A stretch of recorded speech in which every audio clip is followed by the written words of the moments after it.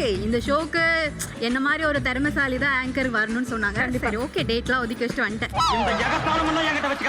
எப்படி இருக்கீங்க? நல்லா இருக்கேன். நீங்க எப்படி இருக்கீங்க? ரொம்ப நல்லா இருக்கேன். பொதுவா நீங்க வந்து எப்படிப்பட்ட ஃபுட்டெல்லாம் செலக்ட் பண்ணி சமைப்பீங்க சாப்பிடுவீங்க அது கொஞ்சம் ஷேர் பண்ணிக்கோங்களேன். பொதுவா கேட்டீங்கன்னா நான் தனியா இருந்தேன்னா சீக்கிரமா சமைச்சு உடனே சாப்பிட்ற மாதிரி ஏதாவது இன்ஸ்டன்டா சமைச்சு சாப்பிட்ற மாதிரி. சரிங்களா? என்ன சுடு தனியா? அது சமையலே கிடையாது. உடனே சுடு தனியா? அது சமையலே கிடையாது. சரிங்களா? அதாவது சின்னதா ஒரு டக்குன்னு ஒரு சப்பாத்தி அதுல ஒரு ஆலு பரோட்டா மாதிரி பண்ணிடலாம்.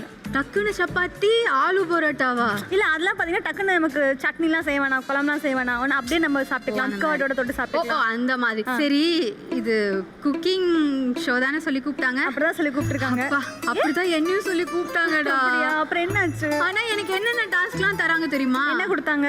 ஐயோ என்னத்தன்னு சொல்றது, கொஞ்சம் நெஞ்சமா காய்கறி வாங்கிட்டு வாங்குறாங்க, மல்லிகை கடைக்கு போன்றாங்க, பாத்திரத்தை வளர்க்குன்றாங்க.